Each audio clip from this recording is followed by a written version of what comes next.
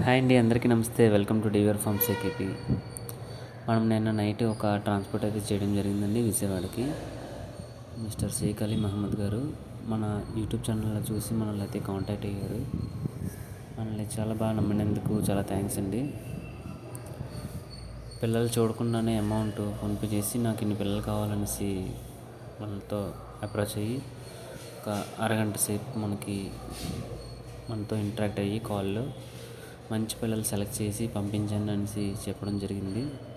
So మనమైతే మన దగ్గర ఉన్న బ్రీడర్స్ తాలూకా మొత్తం ఒక 2-3 క్వాలిటీలు అయితే పంపించామండి. మన దగ్గర ఇలా ఉంటుంది మా బ్రీడ్ అని చూపించడానికి.